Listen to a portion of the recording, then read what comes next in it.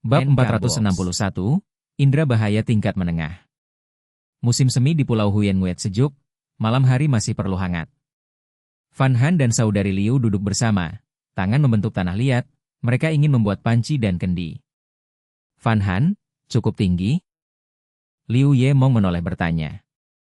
Di depannya ada kendi tanah liat, hampir sama besar dengan yang lama. Ya, cukup sempitkan mulut sedikit. Van Han berkata pelan. Siap. Liu Ye mau menjawab bersemangat, terus membentuk kendi. Liu Yetu dan adiknya membuat kuali, jika besok bisa dibakar, berarti bisa mandi air panas. Krek-krek. Sop Hong duduk dekat, mengukir bambu dengan pisau, malam itu dia ingin menyelesaikan 2 ranjang bambu. Dia menaruh papan bambu sejajar, ikat dengan tali, letakkan balok melintang, ikat kuat, akhirnya ikat ke bingkai, 1 ranjang selesai. Dia habiskan 1 jam lagi untuk ranjang kedua. Nyaman sekali. Dia taruh pisau, berbaring, menatap langit berbintang, dia beristirahat. Tak lama napasnya teratur, dia tertidur. Gadis itu melihat wajah tidurnya. Hatinya sakit, hampir 90 hari di alam liar, dia bekerja terlalu keras. Sop Hong tertidur. Liu Ye Mong berbisik. Hari-hari ini dia pasti sangat lelah. Liu Yetu menghela napas. Ya, tanpa dia aku tidak tahu harus apa. Van Han berkata terharu. Liu Yetu menggenggam tangannya, berkata tulus, beruntung bisa bertemu kalian. Liu Ye mau memeluknya, tertawa, bersama kita rebut 3 besar. Larut malam, cahaya melintas di langit, waktu berlalu diam. Cuit-cuit. Matahari pagi bersinar di pulau, burung bernyanyi di hutan. Ah. Sop Hong membuka mata, angkat tangan menahan matahari. Dia terpaku, lalu cepat bangun, angkat kain, ingat dia tertidur. Dia pakai sepatu, meregang di bawah matahari, melihat ke tempat tinggal, 3 gadis di 1 kantong tidur. Tidur begitu tidak sempit? Dia terkekeh. Dia melangkah pelan, mencuci di sungai kecil. Setelahnya menepuk tangan, bergumam, harus dijemur setengah hari lagi. Semalam tungku selesai saat sudah gelap, tanpa matahari sulit cepat kering. Dia menyeberang sungai, kumpulkan rumput kering, hari ini harus campur tanah liat lagi. Tumpukan cepat terbakar, asap naik. Van Han keluar, mengucek mata mengantuk, bertanya lembut, Sop Hong, tidurnya enak? Ya, lumayan. Dia tersenyum. Bagus, aku buat sarapan. Dia meregang, ambil panci besi. Haha. Saudari ikut bangun, cuci, membantu. Setengah jam kemudian, mereka berempat duduk di meja kayu. Sarapan selesai, mulai hari sibuk baru. Saudari membuat semen abu, Van Han kupas kulit kayu, Sop Hong dengan pisau dan tali masuk hutan mencari kayu. Ah. Dalam kantong tidur, Sop Hong buka mata, hari baru dimulai. Dia menoleh ke gadis tidur, hati-hati membaringkan, keluar dan berpakaian. Dengan peralatan dia ke sungai, perintah terdengar di kepalanya, tandai. Layar muncul, menampilkan angka 4 bercahaya. Itu tanda bulan ketiga, hari ke-94, dia sudah hidup 92 hari di alam liar, 1/4 tahun berlalu. 4 hari lalu hadiah bulanan, paling berharga Indra Bahaya naik dari dasar ke menengah, tapi dia belum merasa perubahan nyata, karena belum ada bahaya. Dia berjalan keliling tiang, memilih tempat dekat sungai untuk tangga, nyaman untuk rumah kayu dan air. Dia gali lubang, tanam tiang, dirikan pilar. Di tepi dia buat slot. Dia ambil 2 kayu panjang 3 meter, serut ujung, ukur dengan tali, tiap 30 cm bor lubang untuk pijakan. Dia letakkan miring di pilar, slot pas, ikat kuat. Ujung bawah ditanam, dia goyang, kokoh. Saat itu 3 gadis bangun, keluar. Sop Hong, kenapa pagi sekali? Van Han menguap. Bangun sendiri saja, babi malas kecil. Dia tersenyum. Kamulah babi malas kecil. Dia manyun marah, bawa panci dan peralatan ke sungai. Bab 462, sekitar 5 hari. Setelah beberapa saat, saudari Liu datang setelah mencuci muka, bertanya lembut, Espong, perlu bantuan? Gergaji kayu.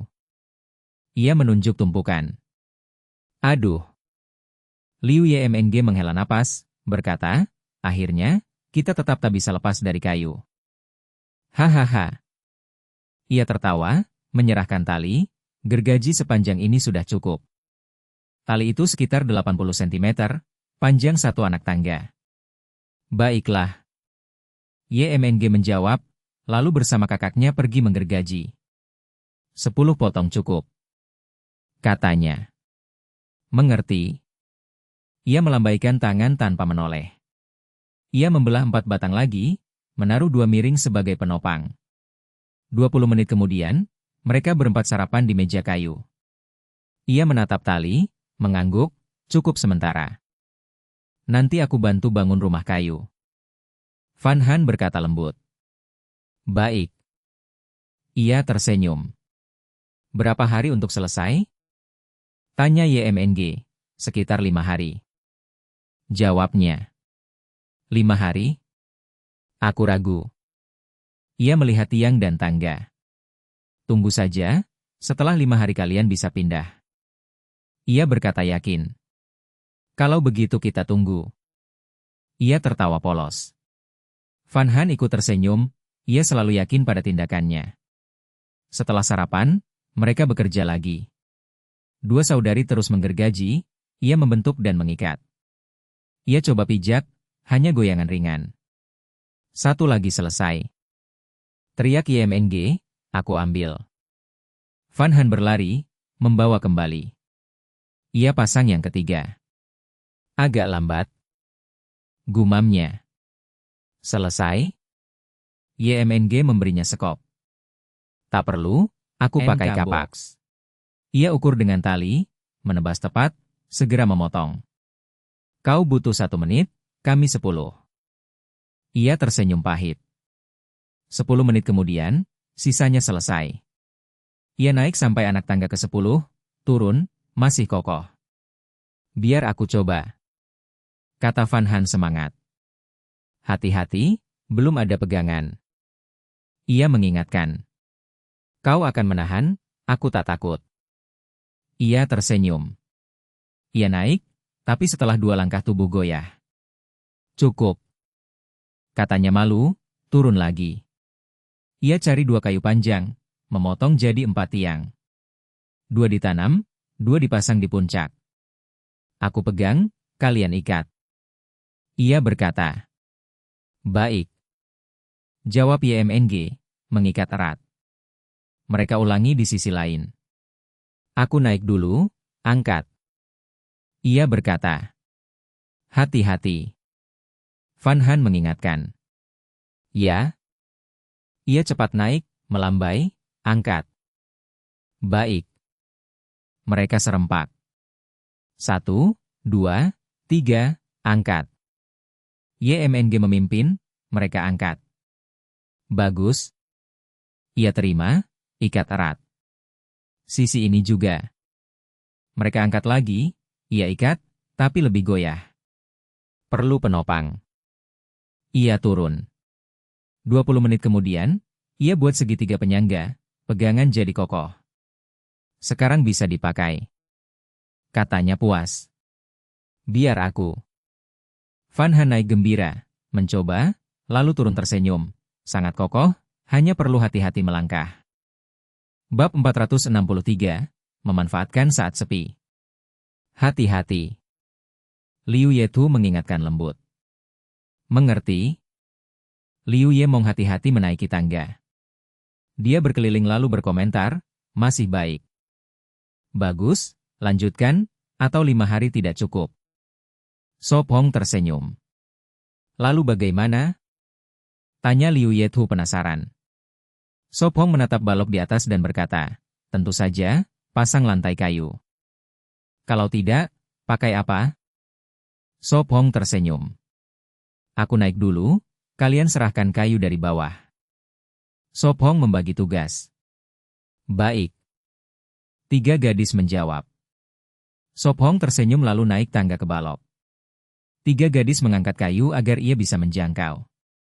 Dia menata kayu, mengikat dengan tali, memperbaiki posisinya. Seandainya ada paku akan bagus. Gumamnya, karena paku lebih kuat. Tapi di hutan tak ada paku, kecuali menambang biji besi, yang terlalu lama. Sop Hong berjalan di balok tanpa lengah. Sop Hong, biar aku bantu. Van Han manyun lalu hati-hati naik. Dia terlalu pendek untuk mengangkat kayu di tanah. Kalian berdua di bawah baik-baik saja? Tanya Sop Hong. Tidak masalah, mudah sekali. Liu Ye mau melambaikan tangan. Setiap kayu butuh 2 menit dia ikat, sedangkan kakak beradik hanya 1 menit mengangkat, sisanya 1 menit istirahat. Itu bagus. Sop Hong lega, menarik kayu ke balok. Dia memberi tali pada gadis dan mengajar. Ini simpul silang, pertama lewat sini, lalu dari bawah. Simpul silang, asalnya dari ikatan babi, cocok untuk papan dan tenda. Mengerti. Van Han mengangguk, mengikuti lalu berhasil mengikat ujung. Bagus sekali. Sop Hong memuji, lalu membungkuk mengikat lebih banyak. Dengan bantuan, kecepatan meningkat. Tanpa istirahat. Liu Ye Mong menyingsingkan lengan, sibuk bolak-balik membawa kayu. Waktu berlalu, lantai menutupi sepertiga balok. Lewat tengah hari, matahari tinggi tapi tak panas, angin sepoi berhembus. Aku masak makan siang untuk tambah tenaga. Van Han berdiri, hati-hati turun membawa panci besi. Tanpa dia, kecepatan kembali 2 menit per kayu. Hah, istirahat sebentar. Liu Ye Mong bersandar di balok. Semua istirahat dulu, habis makan lanjut. Kata Sop Hong, melihat kakak beradik lelah. Ini seharusnya tugasnya, tapi lantai penting, salah sedikit berbahaya, jadi ia tetap melakukannya. Baik. Liu Ye Tu lemah menjawab, kelelahan. Sepertinya perlu makan bergizi lebih sering. Gumam Sop Hong. Ia berencana mencari ramuan untuk memperbaiki kesehatan para gadis.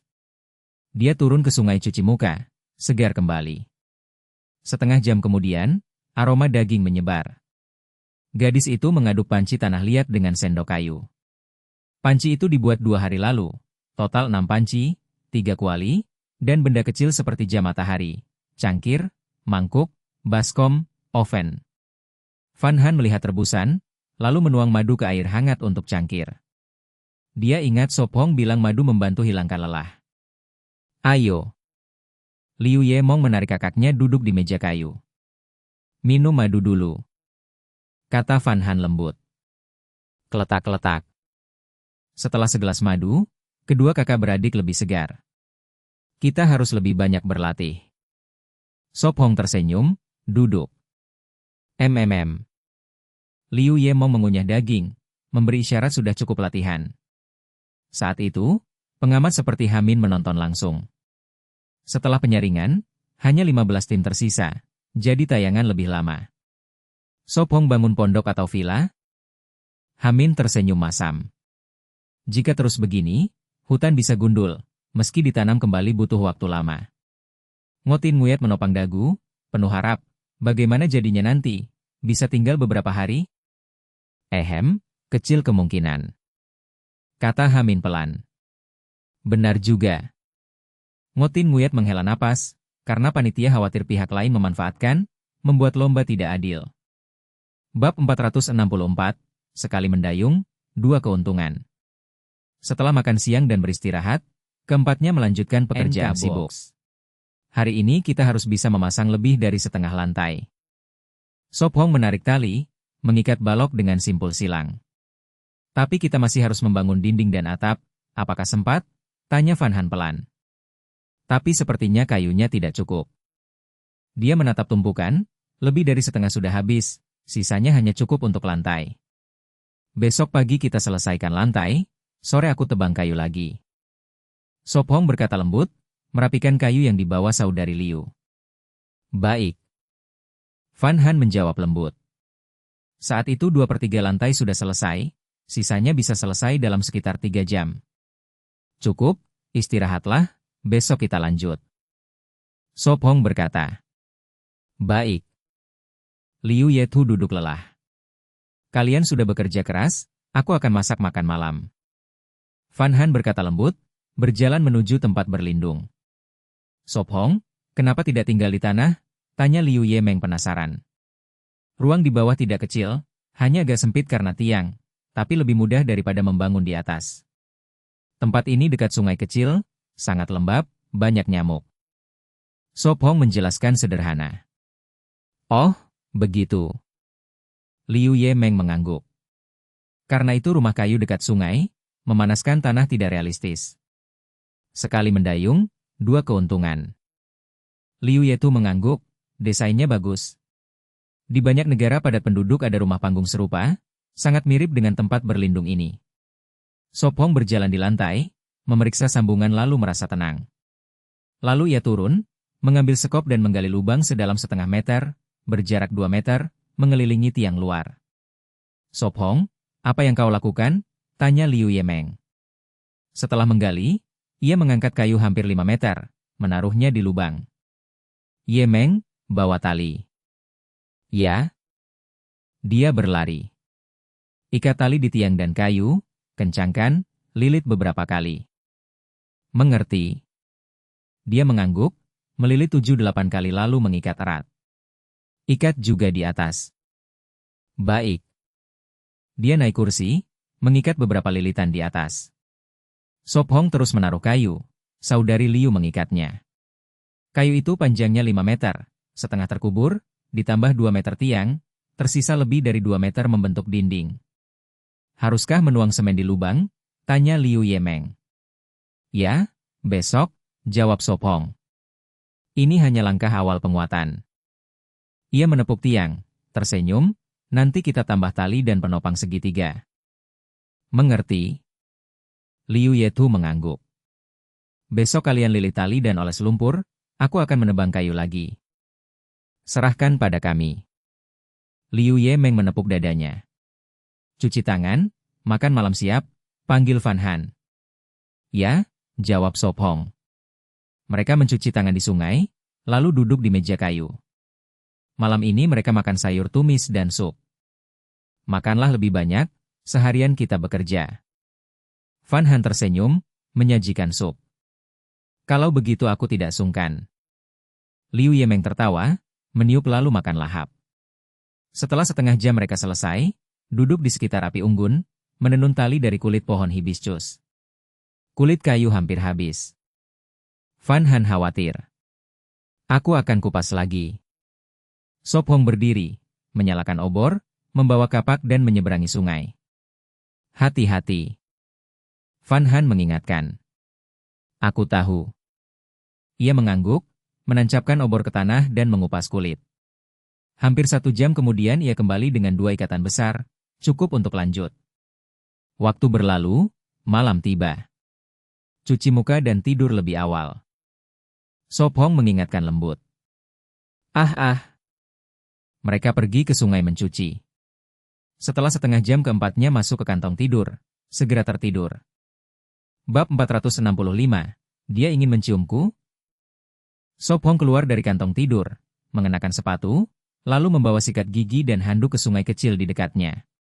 Sejak menyesuaikan jam biologisnya, 2 hari ini ia bangun pagi, namun tetap tidur 8 jam. Di tanah lapang, tiang-tiang berdiri kokoh, papan terpasang, dan kayu gelondongan menumpuk di samping, semua hasil kerja kemarin. Pagi kemarin, sesuai rencana ia memasang papan sisa, lalu menebang pohon di hutan. 3 gadis tetap di camp, memperbaiki tiang dan membuat semen untuk lumpur. Tok-tok. Ia membasahi handuk, mengelap wajah, merasa segar. Saatnya mencukur. Ia menyentuh dagu, janggut sulit diurus. Ia kembali ke tempat persembunyian, menyimpan barang, mengambil pisau bersih, pergi ke depan kamera, menyabuni dagu, memakai pantulan lensa untuk mencukur hati-hati. Kamera merekam, sudah banyak penonton. Hahaha, melihat begitu, kukira ia ingin menciumku. Astaga, jika menciumku aku tidak bersih lagi, sekarang aku tidak menikah. 2 hari ini ia bangun sangat pagi, baru lewat jam 6. Selesai. Ia mengelus dagu, agak puas, mengibaskan rambut di depan kamera, lalu membersihkan pisau dan membilas wajah. Ia meregangkan tubuh, berjalan ke rumah kayu, berpikir, Tandai. Layar simulasi muncul, angka 7 menyala, menandai hari ke-90 di alam liar. Ia naik tangga, memeriksa tiang, kokoh. Ia melihat kayu di bawah, berpikir, mengikat tali ke tiang, menjatuhkan ujung. Ia menggali tepi tanah, melompat turun. 2 meter tidak berarti apa-apa. Ia mengikat kayu, naik lagi, menarik dengan kuat. Di sini jendela, di sini pintu. Ia bergumam. Tadi malam ia sudah membuat pintu dan jendela, hari ini begitu dinding jadi, bisa dipasang. 3 jendela untuk ventilasi, penting saat dingin. Lebih mudah daripada memasang papan, 1 jam kemudian dinding berdiri setinggi 1 meter. Ia membawa bingkai, hanya persegi panjang dari kayu, membuat jendela buka ke atas, ditopang batang. Pintu 2 meter lebar, 80 tinggi, pas antara tiang, diikat dengan tali. Ia terus menumpuk, matahari naik, sudah lewat jam 8. Di persembunyian, 3 gadis bangun, meregang, lalu keluar. Van Han melihat Sopong sibuk, kaget, lalu berseru, "Kenapa tidak membangunkan kami untuk membantu?" Dinding sudah tinggi, bagaimana ia melakukannya? "Hei, bangun, kenapa tidur lama?" Ia berhenti, menoleh. "Tidur kepalamu." Van Han melotot marah, lalu menyiapkan sarapan. Lalu apa? Ia mengangkat bahu, terus bekerja. "Benarkah, tidak lelah?" Liu Yemong bertanya. "Bangun alami, bagaimana lelah?" Ia menjawab tenang. "Lain kali bangunkan kami, tidak baik sendiri." Liu Yetu lembut berkata, membantu memegang kayu. "Benar." Liu Yemong mengangguk. "Yakin?" "Kurang tidur membuat kulit kendur, cepat tua." Ia menggoda. Ia terdiam, mata tegang. Liu Yetu menepuk adiknya, berkata, "Itu baik." Liu Yemong menghela napas, lalu berkata tegas, "Ya, bangunkan kami pagi. Masih banyak hutang, tidak bisa tidur lebih lama." "Memang," katanya serius. "Mengerti?" Ia tersenyum. Lalu kakak beradik membantu, pekerjaan cepat. Saat dipanggil sarapan kedua kali, dinding 2 meter pertama selesai. Setelah setengah jam dan sarapan, mereka lanjut. Sop Hong menarik kayu perlahan, tanpa gadis mengangkat satu persatu. Mereka berempat bekerja, hingga malam, ketika kayu terakhir terikat, rumah kayu dengan 4 dinding selesai. Hanya atap kurang. Liu Yemong menatap langit malam. Van Han mengelilingi dinding, mata berkilau, rasanya aman. Sop Hong menilai rumah, tersenyum, atap besok, 2 hari lagi, cukup waktu. Aku ingin pindah sekarang. Liu Yetu bersandar di jendela, menatap hutan gelap. Rumah kayu 2 meter ditambah tinggi badannya, pas melihat pagar luar. Cepat, tapi bersihkan dulu. Van Han menggosok lantai tidak rata. Celah ini, nanti semenkan rata. Ia tersenyum, lantai juga perlu semen, celah besar bisa terkilir. Baik, aku siapkan makan malam. Van Han keluar bahagia. Sop Hong berpikir rumah baru hampir selesai. Bab 466, bermain peran. Setelah makan malam, Sop Hong dan yang lain terus mengepang tali, karena besok mereka butuh banyak untuk atap. "Sop Hong, bagaimana kau membuat atap tahan air?" tanya Liu Yetu. "Menggunakan kayu akan ada celah, tanpa alat khusus itu tak bisa dihindari. Aku akan ratakan semen, lalu tutup dengan jerami, itu akan tahan air." Sop Hong mengangguk sambil menggulung tali. "Tapi itu butuh banyak jerami, di sekitar sini tidak ada." Liu Yemong khawatir.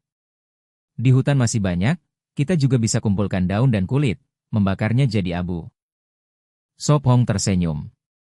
"Besok pagi bangunkan kami, kita pergi bersama," kata Van Han serius. "Ya, Komandan." Sop Hong memberi hormat main-main. "Apakah ini bermain peran?" seru Liu Yemong bersemangat. "Main apa?" tegur Liu Yetu. "Besok kita harus bangun pagi, sekarang lebih baik mandi lalu tidur," kata Sop Hong. "Ya, aku ingin mandi air panas sebelum tidur." Van Han tertawa, berdiri, dan membawa batu panas ke kuali di dekat sungai. Ada pagar dari ranting, dibuat para gadis malam sebelumnya. Lebih 10 menit kemudian, gadis itu keluar dengan uap, segar dan bebas lelah. Kakak, ayo mandi bersama. Liu Yemong mengikuti dengan handuk. Liu Yetu menghela napas, sudah terbiasa. Setengah jam kemudian, mereka tidur dalam kantong tidur, mengakhiri hari lain di alam liar. Tidur nyenyak sekali, tapi bilang harus bangun bersamaku, babi kecil. Sop Hong mendesah, menatap gadis itu. Ia menyentuh pipinya, bangunlah, atau aku pergi dulu. Tidak. Gumam Van Han, memeluk pinggangnya. Kalau begitu tidur lagi. Kata lembutnya. Tidak, aku bangun sekarang. Wajahnya memerah, bergesekan padanya sebelum bangkit. Bangun. Sop Hong mengguncang saudari Liu. Liu Yetu membuka mata dulu, linglung lalu mengangguk. Baik. Sop Hong mengambil sikat dan handuk, pergi ke sungai. Bangun, Yemong. Dorongnya. Motor kecilku. Gumamnya setengah tidur. Liu Yetu kaget, lalu menampar pelan. Plak. Astaga, cukup bilang bangun, kenapa pukul aku? Yemong mengeluh. Mereka mencuci di sungai, sementara Van Han menyiapkan sarapan. Aku sudah panggil berkali-kali, kau tidak menjawab. Kata Liu Yetu tegas. Benarkah? Yemong ragu. Tentu. Jawab tenang. Apakah aku tidur mati? Gumam Yemong, cepat mencuci lalu menyusul. Setelah sarapan, mereka membawa keranjang, pisau, dan busur ke hutan. Beberapa menit kemudian mereka temukan jerami. Kumpulkan di sini dulu. Kata Sop Hong. Biarkan di sini, nanti kita angkat. Tambahnya, melihat belum cukup. Baik. Jawab mereka. Setelah sekitar 1,5 jam, ia berkata, cukup, mari kembali. Ia memikul jerami di bahu. 20 menit kemudian, mereka kembali ke perkemahan, menaruh jerami di tepi sungai, sementara daun dan kulit dibakar. Kalian buat semen, aku akan bangun atap. Katanya sambil menepuk bahu. Yemong, biar aku dan Van Han di sini, kau bantu Sop Hong. Kata lembut Liu Yetu. Mengerti? Yemong bernyanyi pelan lalu masuk. Sop Hong, mulai dari mana? Tanyanya. Pasang kerangka lalu letakkan balok, hanya itu. Ia tersenyum, menarik tangga. Atap akan berbentuk A, mudah dibuat dan mengalirkan air. Biar aku bantu. Kata Yemong menggulung lengan. Baik. Ia mengangguk tersenyum. Mereka bekerja bersama, memindah balok, memakai kapak dan tali. Di tengah mereka mendirikan 4 tiang, menaruh balok di dinding, lalu memperkuat dengan segitiga kayu. Menjelang siang kerangka selesai, hanya tinggal balok atap. Mereka berhenti untuk makan siang. Bab 467, sebuah ruang. Sini. Liu Yemng menjulurkan kepalanya dari jendela dan menjawab. Beberapa saat kemudian, setelah mencuci tangan, semua orang duduk di meja kayu dengan mangkuk tanah liat untuk makan siang. Espong, kau akan menaruh semen di atap dulu atau lantai dulu? Van Han mengunyah daging dan bertanya. Atap tidak bisa dilakukan secepat itu, harus menunggu besok. Espong berpikir lalu melanjutkan. Kalian bisa menaruh lantai dulu, tapi sisakan tempat untuk berdiri. Baik. Van Han mengangguk. Setelah setengah jam, mereka berempat mulai bekerja lagi. Gadis itu dan Liu Yetu mencampur semen, sementara Espong dan Liu Yetu bekerja di rangka atap, diikat dengan tali ke tiang untuk keselamatan. Liu Yemng mengangkat kayu, sementara Espong, di titik tertinggi dan paling berbahaya, memasangnya lalu mengikat dengan tali. Satu persatu kayu diletakkan di atap, perlahan menutupinya. Van Han membawa kendi tanah liat, menatap ke atas dengan cemas dan berkata, Espong, hati-hati di atas sana, kau membuatku cemas. Aku tahu, tapi kau juga harus hati-hati. Van Han mengangguk memperingatkan. Baik. Espong tersenyum tipis. Gadis itu membungkuk, menuang semen dan meratakannya dengan hati-hati. Dia bekerja dengan teliti, karena ini rumah baru mereka. Liu Yetu membawa kendi lain, menggantikan Van Han, lalu turun mengambil lagi. Dua gadis itu, dengan tenaga terbatas, hanya bisa membawa semen sedikit demi sedikit. Setengah atap sudah tertutup, sisanya untuk besok. Espong, KKMNG, turunlah, aku sudah menutup lantai dengan semen, besok kita bisa melangkah bebas. Van Han memanggil. Sebagian besar lantai sudah tertutup, hanya tersisa jalur 1 meter di sekitar tiang. YMNG, turunlah. Espong memanggil. Sebentar. Liu YMNG menggigit bibirnya dan hati-hati turun. Sekarang ini bagianmu, aku akan menyiapkan makan malam. Liu YMNG berkata. Baik. Van Han menjawab. Liu Yetu membawa sisa semen, menutup lantai. Istirahatlah, biar aku yang kerjakan. Espong mengambil kendi. Ya. Liu Yetu melihat lantai hampir selesai, lalu turun, memberi mereka ruang. Espong duduk di samping gadis itu dan tersenyum. Jadi, apakah kau suka rumah kayu ini? Dia membelai kepalanya dengan lembut. Bagus, ini akan jadi rumah baru kita. Besok saat atap selesai kita bisa pindah. Aku benar-benar berharap waktu berjalan lebih cepat. Van Han berbisik bermimpi.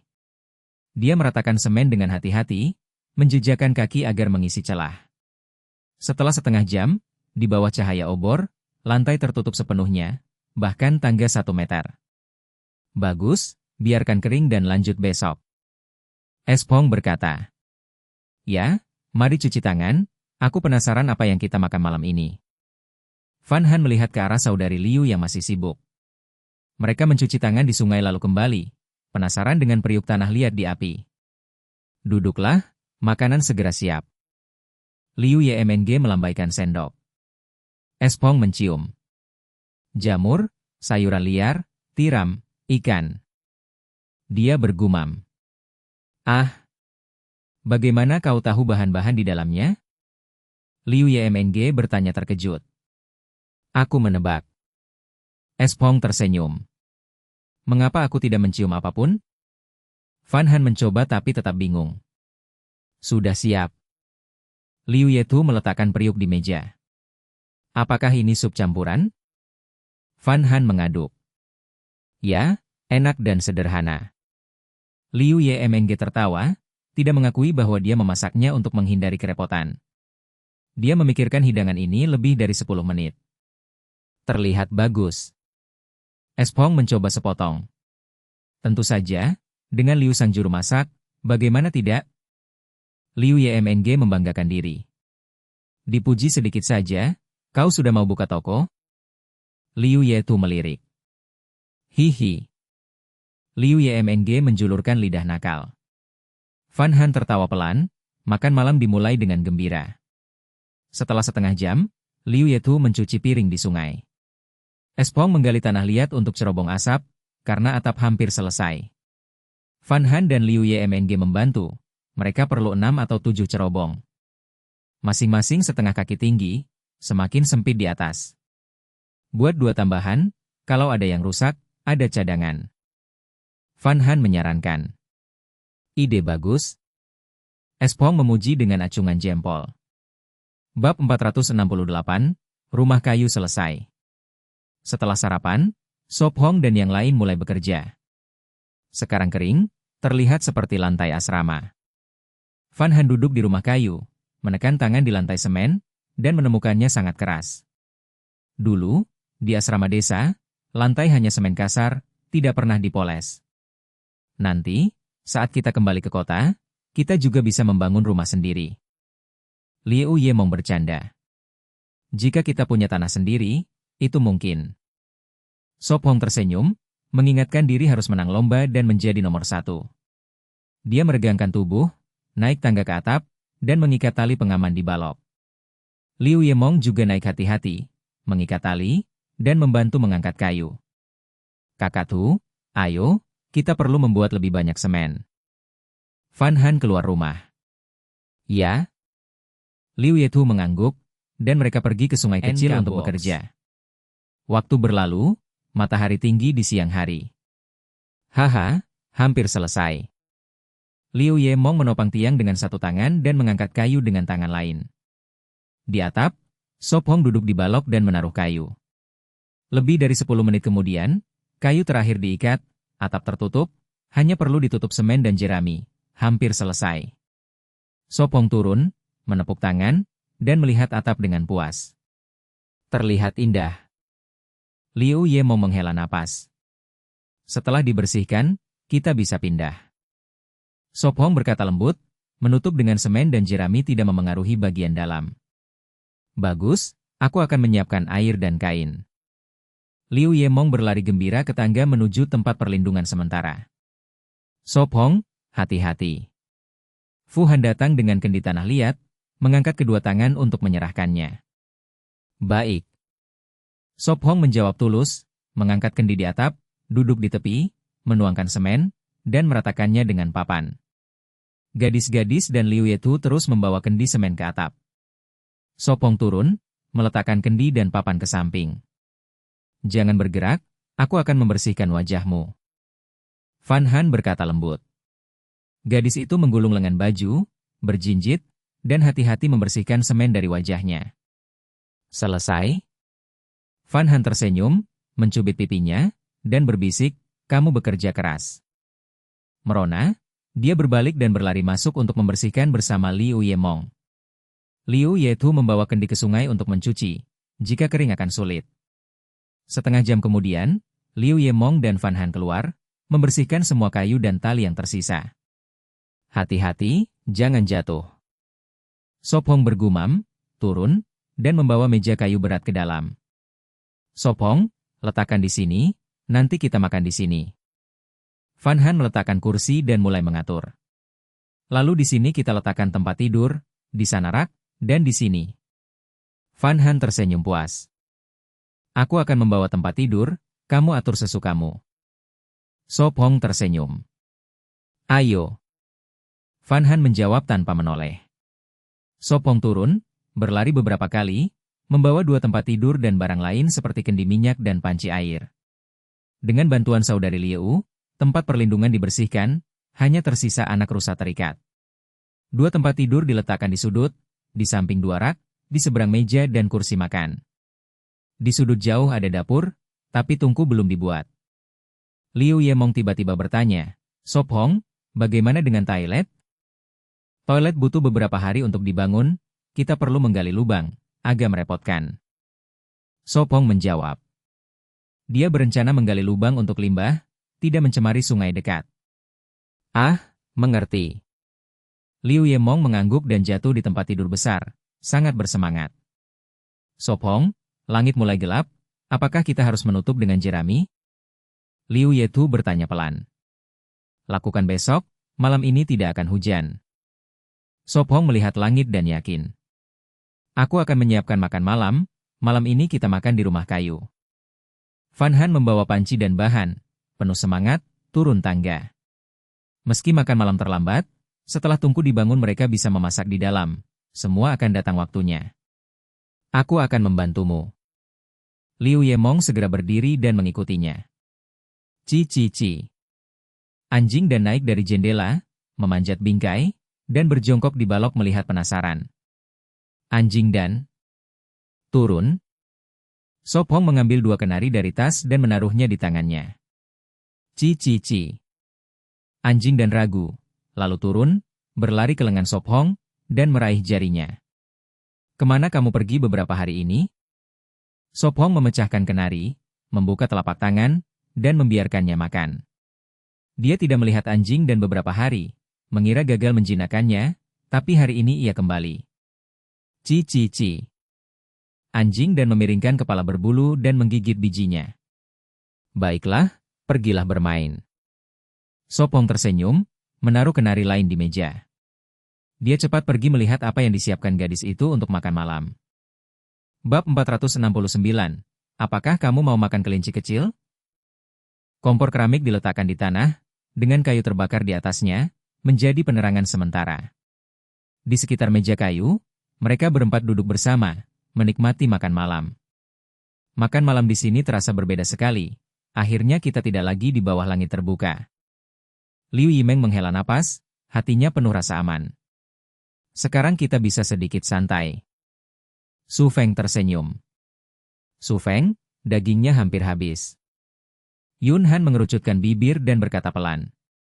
Aku benar-benar lupa soal ini. Su Feng tertegun, lalu tersenyum pahit. Lama tidak berburu, dia lupa daging simpanan juga bisa habis. Kalau begitu besok kita berburu. Mata Liu Yimeng berbinar penuh semangat.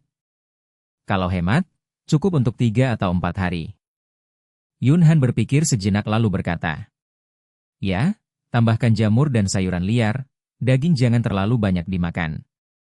Makan seimbang itu paling sehat. Su Feng berkata pelan. Dia sedikit mengernyit, berpikir sejenak lalu melanjutkan, kelinci yang kita pelihara juga sebaiknya dicoba. Ahaha. Liu Yimeng meletakkan sumpitnya, terkejut. Su Feng, kamu mau makan kelinci kecil?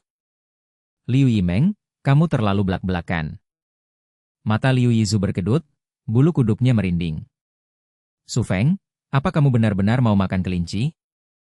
Yun Han mengerutkan alis dan menatapnya. Kelinci dipelihara memang untuk dimakan, masa mau dipelihara selamanya? Ini bukan peternakan. Su Feng, kenapa tidak pergi berburu? Liu Yizu bertanya heran. Kalau dia pergi berburu dan ada macan tutul atau kucing besar lain datang, bagaimana dengan para gadis? Lagi pula, aliran sungai kecil di dekat sana belum ada pagar, hanya mengandalkan air sebagai penghalang. Dengan lebarnya, sebagian besar binatang bisa melompat. Jadi hal pertama adalah menyelesaikan pagar, menutupinya dengan duri, lalu membangun pagar di seberang sungai. Box. Aku mengerti, baiklah. Yun Han mengalah, tapi menelan ludah. Liu Yimeng menyipitkan mata curiga. Yun Han, apa kamu juga ingin makan kelinci kecil? Tidak, tidak sama sekali. Yun Han memerah dan cepat menyangkal. Tapi aku melihatmu menelan ludah. Liu Yimeng menjawab polos. Su Feng tidak bisa menahan tawa. Daging kelinci memang lezat, lebih enak daripada daging rusa dan babi hutan. Setengah jam kemudian, kakak beradik Liu membawa mangkuk ke bawah untuk dicuci. Gadis itu merapikan barang, menggelar kantong tidur, menggantung busur dan pisau, dan menaruh kendi keramik di rak. Jangan buru-buru, setelah seharian lelah, kita rapikan besok. Su Feng menasihati lembut. Dia melihat rumah kayu yang makin lengkap, senyum tak pernah hilang. Su Feng menggeleng tak berdaya, berdiri untuk membantu. Kamu duduk saja, biar aku urus. Yun Han cepat-cepat menghentikannya. Dia urus luar, dia urus dalam, pembagian alami. Baiklah, baiklah. Su Feng tersenyum pahit, mengangkat bahu lalu duduk kembali, melihat gadis itu sibuk. Angin malam musim semi di pulau bertiup lewat jendela ke dalam rumah kayu. Lebih dari 1 jam kemudian, mereka semua selesai mandi lalu naik ke ranjang. Yun Han menguap. Su Feng memeluk pinggangnya dan berbisik, tidurlah. Ya, selamat malam. Yun Han menggesekkan kepala ke arahnya. Tidur di ranjang besar jauh lebih nyaman daripada di lantai, dia pun segera tertidur pulas. Pagi-pagi, matahari terbit, sekarang sudah lewat jam 8. Suara mengantuk Yun Han terdengar. Dia duduk setengah sadar, matanya kosong, lalu baru sadar. Tangan ini tidak jujur. Yun Han memerah, merasa ada yang aneh. Dia cepat bangun, memakai sepatu, menyisir rambut dengan sisir kayu, menyematkan tusuk rambut, lalu mengambil perlengkapan cuci dan turun. Setelah cuci muka, kakak beradik Liu juga bangun. Selamat pagi. Yun Han tersenyum manis. Pagi. Liu Yizu menjawab lembut, lalu membuka semua jendela. Su Feng menguap. Tanpa mengatur jam biologis, dia bangun alami. Dia membawa perlengkapan cuci turun, bersama kakak beradik itu membersihkan diri, lalu bersiap menebar jerami di atap. Su Feng, biar aku bantu. Liu Yimeng menawarkan. Atap sudah dilapisi semen, cukup kasar. Tidak terlalu miring, aman kalau hati-hati. Baiklah. Dia cepat menjawab, lalu naik. Ini, Ikatkan di pinggangmu. Su Feng memberinya tali. Ah! Liu Yimeng terkejut. Tidak apa-apa. Dia tersenyum, mengikat tali di pinggang dan mengencangkannya. Su Feng menjatuhkan tali lain. Di bawah, Liu Yizu mengikatnya ke jerami. Selesai? Dia berteriak. Baik. Su Feng berdiri di tepi, menarik kuat, perlahan mengangkat jerami. Su Feng, hati-hati. Liu Yimeng tegang, menarik tali erat, khawatir dia jatuh. Tak lama, jerami naik ke atap.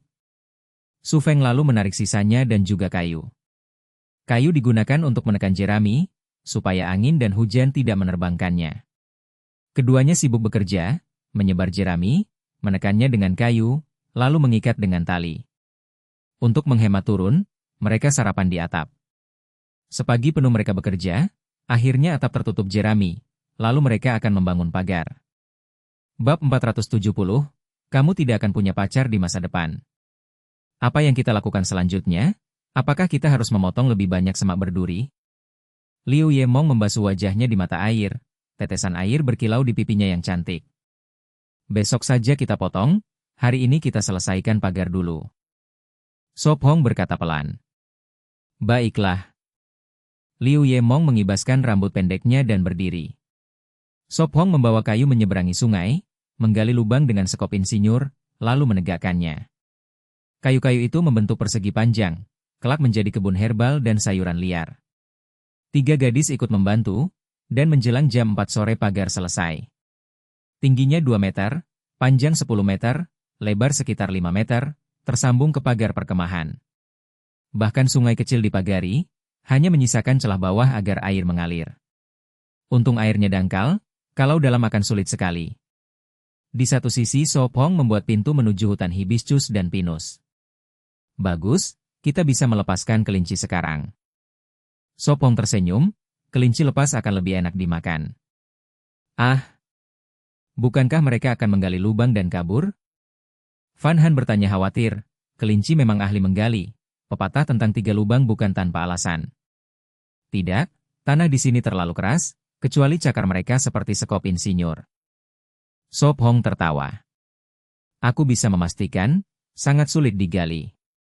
Liu Ye mau mengangkat tangan, mengingat batu setiap kali menggali. Kalau begitu, aku lepaskan kelinci. Fan Han merasa lega, berlari ke kandang bambu di bawah rumah dan membuka tutupnya. Kelinci ragu dan tetap di dalam.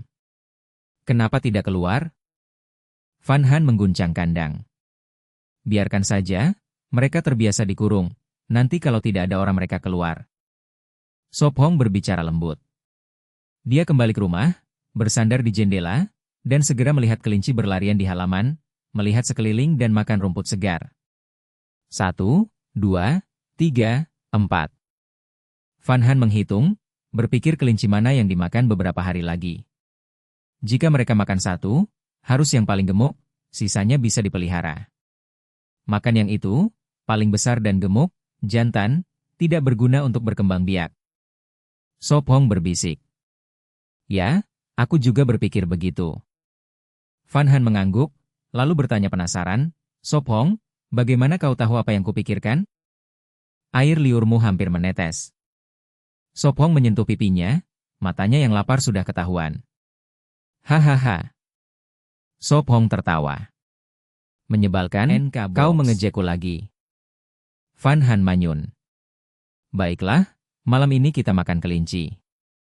Sop Hong berhenti tertawa. Ah, bukankah kita harus menghabiskan daging asin dulu? Liu Ye bertanya. Cepat atau lambat kita makan, daging asin bisa tahan lama. Sop Hong menjelaskan. Kalau begitu aku tangkap kelinci. Liu Yemong menyingsingkan lengan baju, bersemangat, turun untuk menangkap yang paling gemuk sebelum gelap.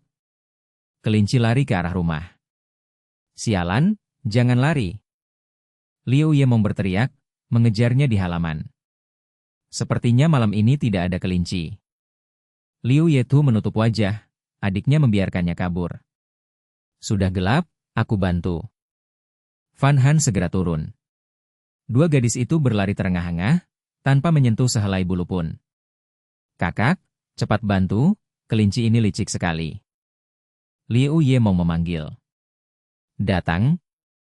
Liu Yetu menghela napas dan turun. Sop Hong bersandar di jendela, melihat kelinci lolos. Biar aku yang tangani. Sop Hong tersenyum dan turun. Sop Hong, tangkap dia, kami tidak bisa. Liu Yemong terengah, menunjuk kelinci yang waspada dari jauh. Tidak bisa, tidak ada tenaga.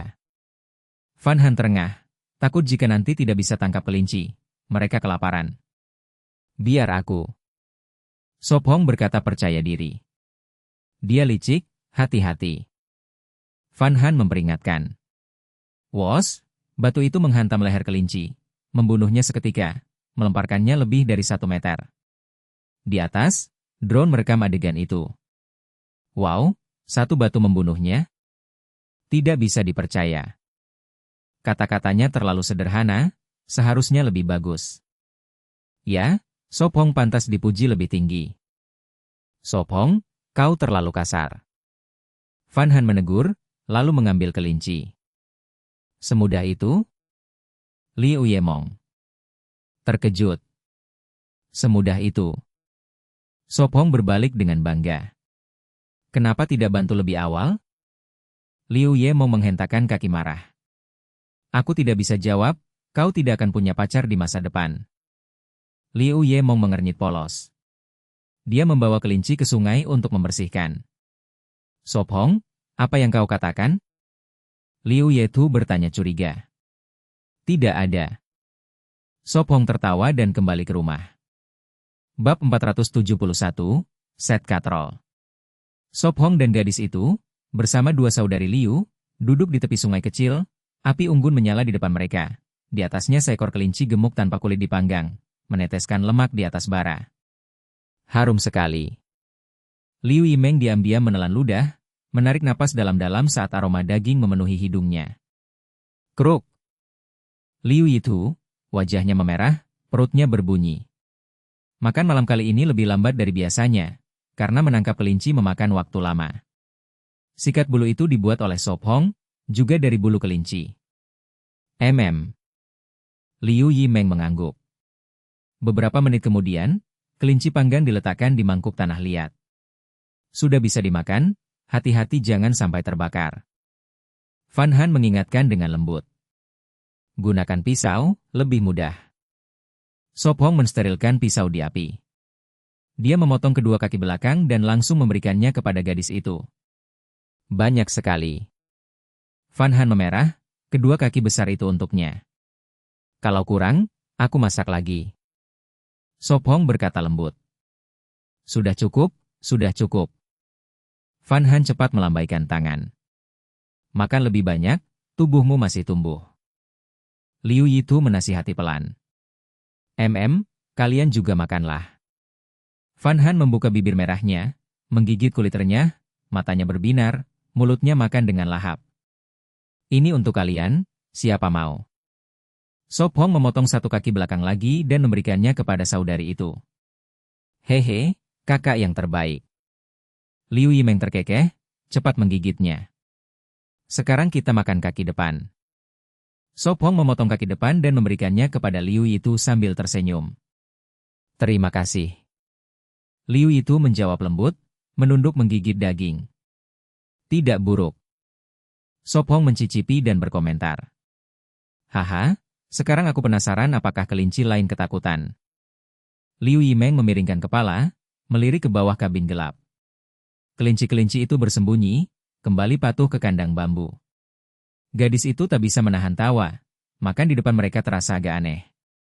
Setengah jam kemudian, hanya tulang yang tersisa, namun keempatnya masih menjilat jari.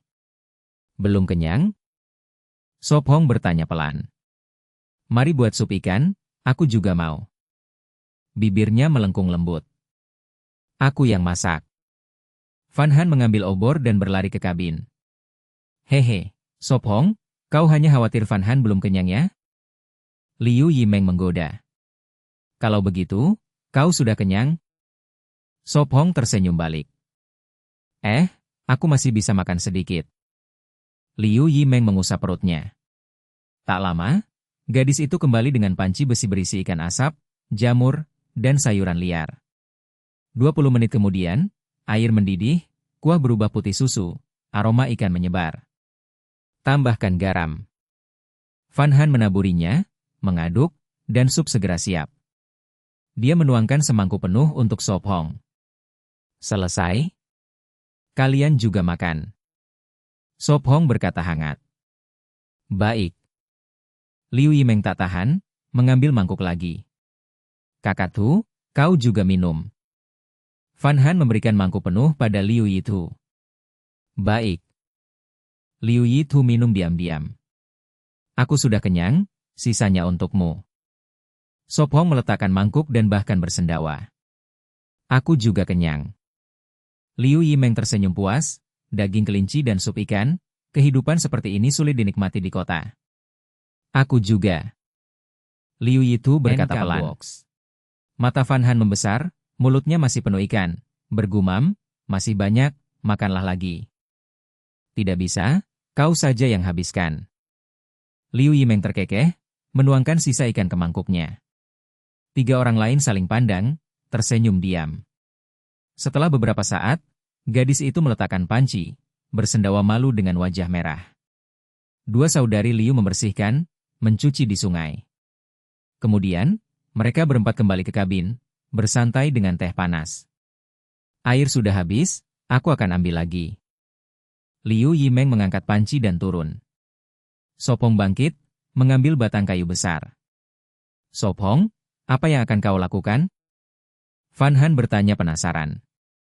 Membuat set katrol, nanti mengambil air akan lebih mudah. Dia berbicara pelan. Bak air selalu kosong, mengambil air ke atas merepotkan, jadi jarang menyimpan. Dia berencana membuat sistem katrol, mendirikan tripod di pintu, mengikat ember kayu dengan tali, menarik air seperti sumur.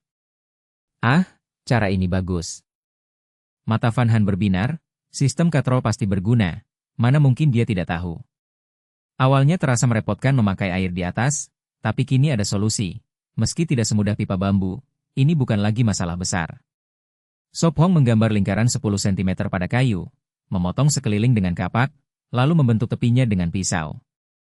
20 menit kemudian, dia selesai dengan bentuk bulat, akhirnya menghaluskannya di lantai semen. Bab 472, takut mati kelaparan.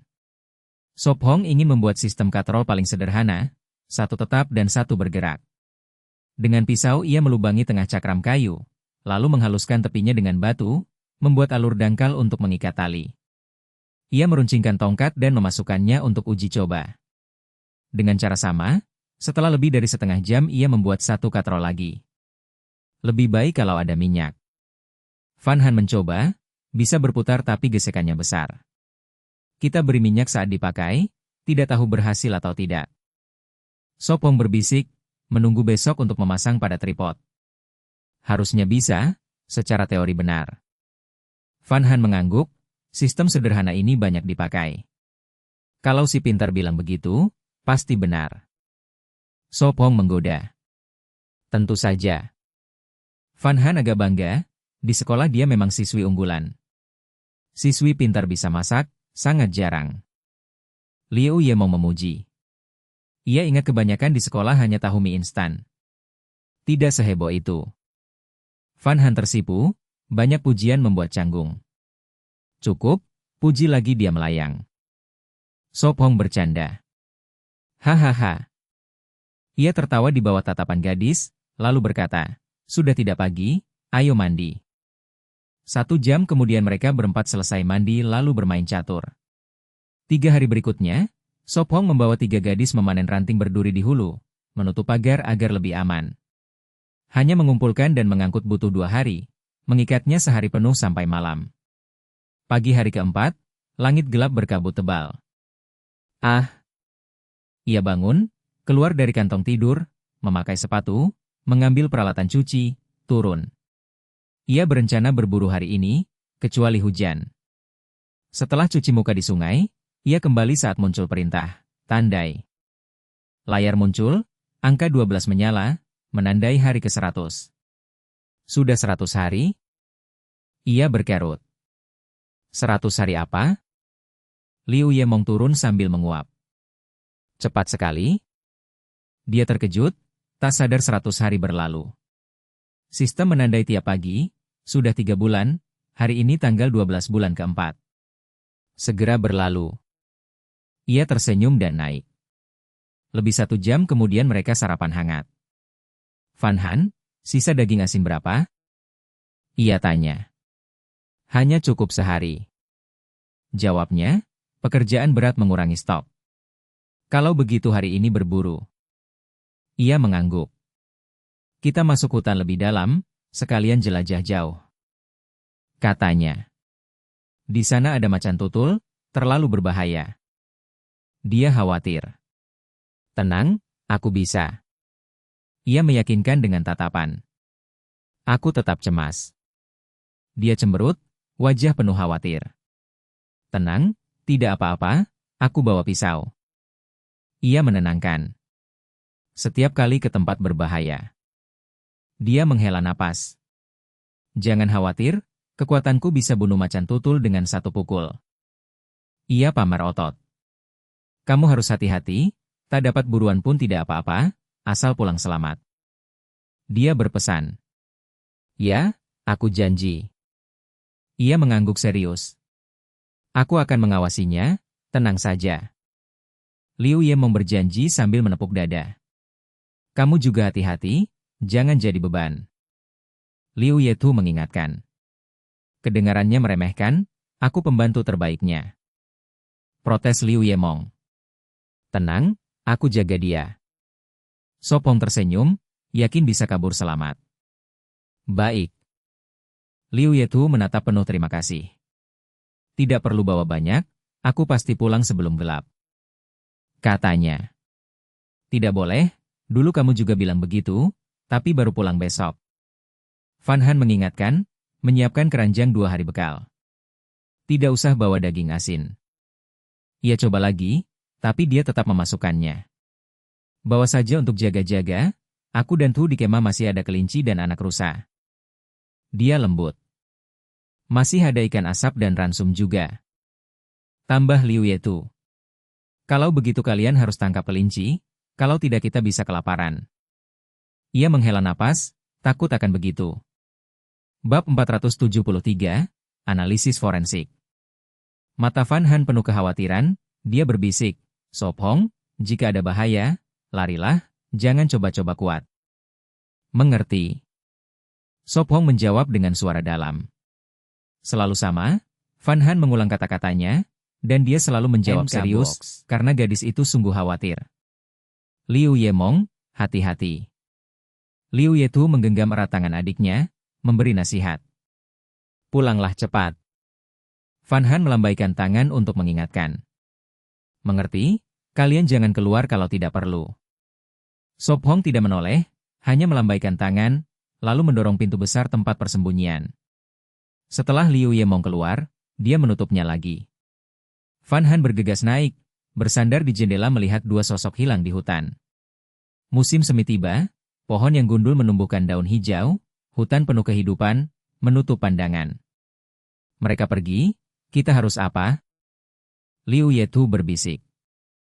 Kita ke tepi sungai, cangkul tanah, tanam talas dan kacang. Van Han mengusap wajah dan tersenyum. Dia menatap sekali lagi hutan, lalu membawa karung kecil berisi talas, kacang, dan kana India turun. Tetap dekat, perhatikan sekitar. Dia berbalik dan berbisik. Baik. Liu Yemong menelan ludah dan mengangguk, bersemangat sekaligus tegang. Jangan gugup, kita berdua, meski macan datang, ia akan ragu. Sop Hong tersenyum menenangkan. Ayo, percepat langkah, lihat apakah bisa temukan buruan. Sop Hong mendorong, kini dengan indera bahaya naik tingkat, dia yakin bisa tahu sebelum bahaya tiba. Semoga bisa tangkap rusa atau kambing gunung. Liu Yemong mempercepat, bermimpi. Lebih dari rusa dan kambing, aku ingin babi hutan. Sop Hong berbisik, menatap sekitar, memakai ilmu melacak. Kenapa? Liu Yemong heran. Sederhana, daging babi hutan lebih enak. Sop Hong tertawa, Dagingnya padat dan banyak, tahan lama. Benarkah? Aku rasa daging rusa dan kambing juga enak. Liu Yemong bergumam. Mereka masuk lebih dalam, lewat 1 jam lebih tiba dekat wilayah macan. Di tanah tampak kotoran dan air seni macan dan lain. Benar ada babi hutan dekat.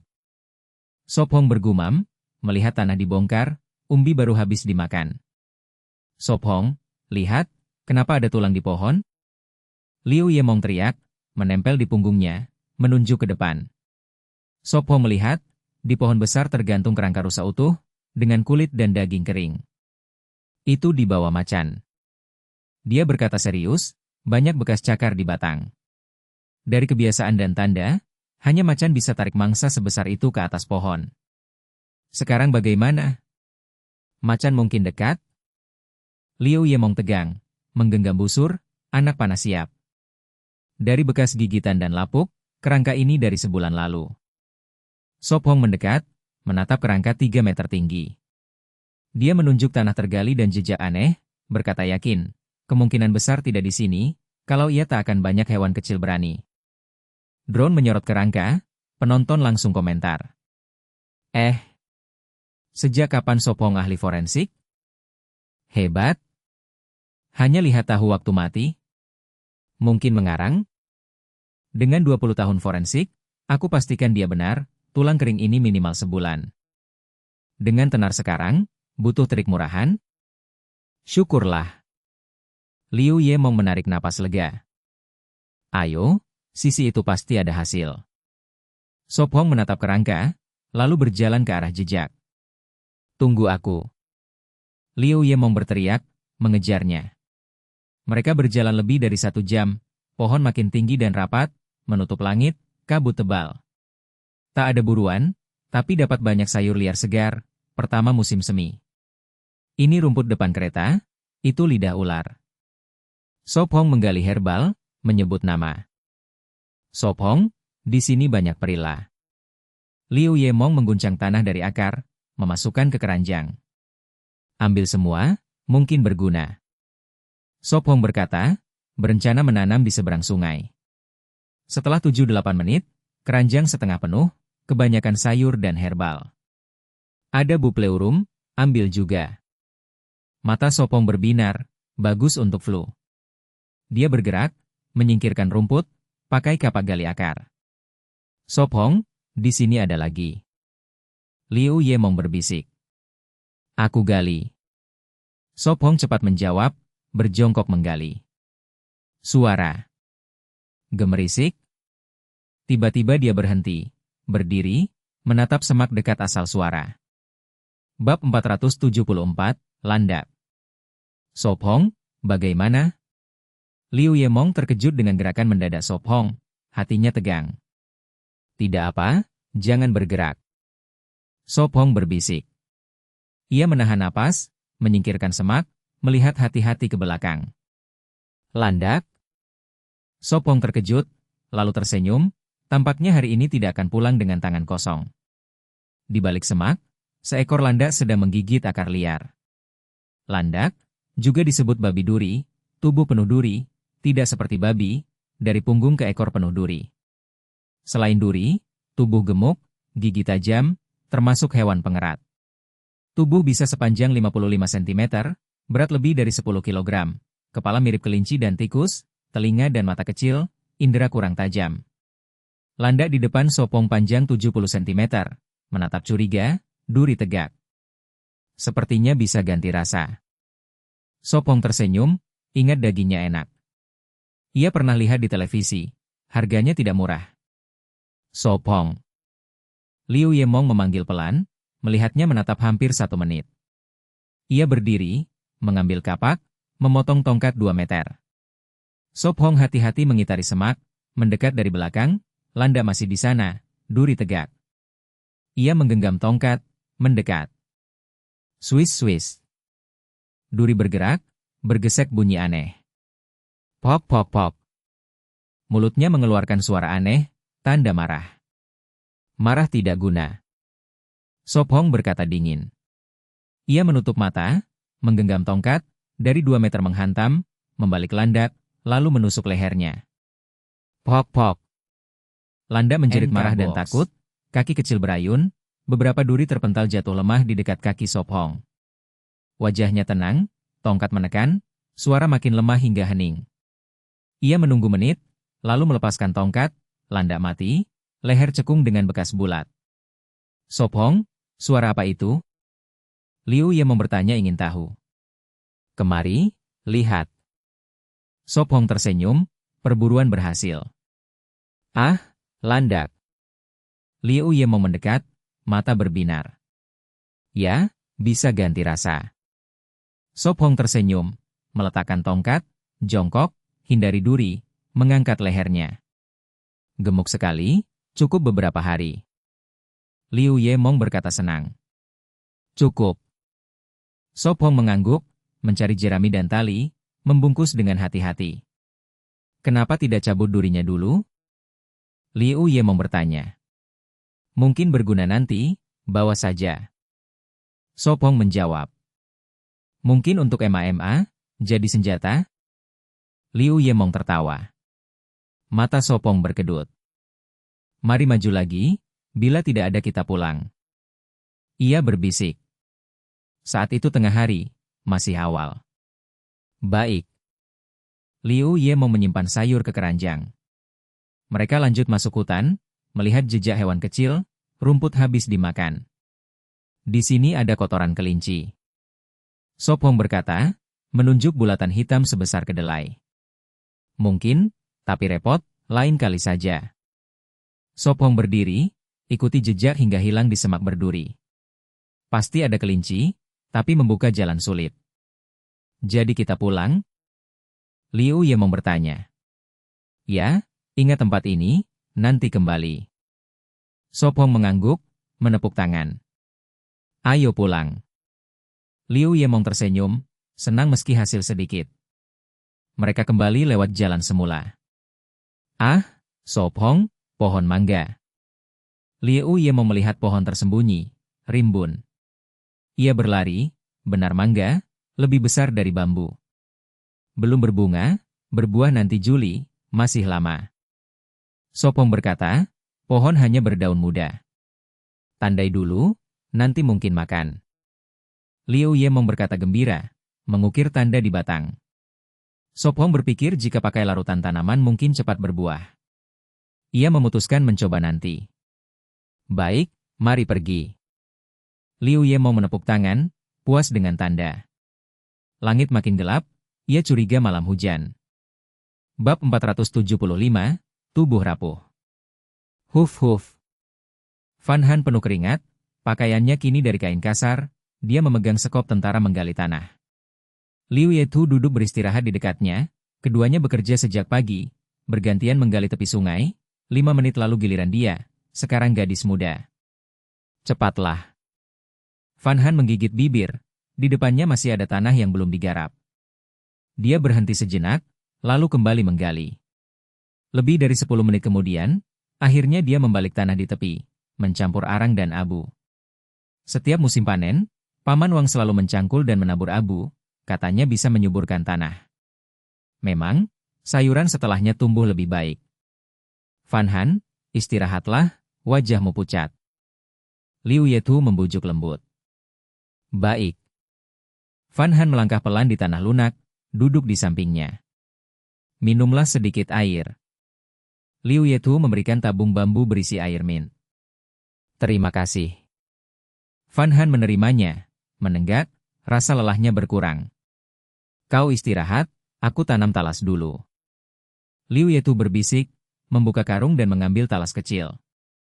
Baik. Van Han menjawab lemah, dia benar-benar lelah.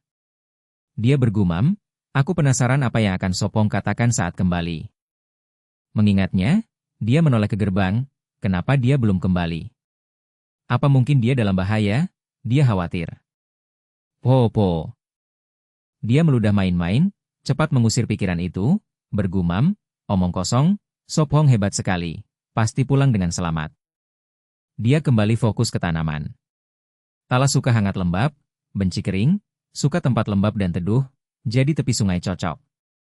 Tidak banyak, segera ditanam semua. Lalu dia menanam kacang pasir di dekatnya, cukup letakkan umbi dan tutup tanah. Selanjutnya kana India, juga di tepi sungai. Kau harus istirahat, kalau Sopong kembali dia akan marah. Liu Yetu melambaikan tangan. Baiklah. Van Han duduk malu-malu, sudah membayangkan ekspresinya. Dia pasti tidak menyalahkan, hanya khawatir, akan mencari ramuan untuknya. Di ruang observasi, Ngo Tin Nguyen dan lainnya menonton. Itu benar-benar cinta masa kecil. Hamin menghela napas. T6 Din mengangguk, teringat masa kecilnya, tak pernah ada itu. Yang kukagumi adalah kemampuan mereka, tidak kalah dari beberapa pria. Fuong Lam jarang memuji. Benar. Hamin setuju. Hutan membuat orang dewasa. Ngo Tin Nguyen merenung, kasihan pada gadis itu, teringat pepatah, tanpa ibu anak belajar cepat. Mari terus menonton, mungkin mereka kuda hitam. Hamin berkata. Kak Thu, di sini ada biji min dan ramuan. Van Han mengeluarkan kantong. Berikan, mari kita tanam. Liu Yetu berbisik, menabur biji di dekat pagar. Dia menandai tanah dengan tongkat agar tidak terinjak.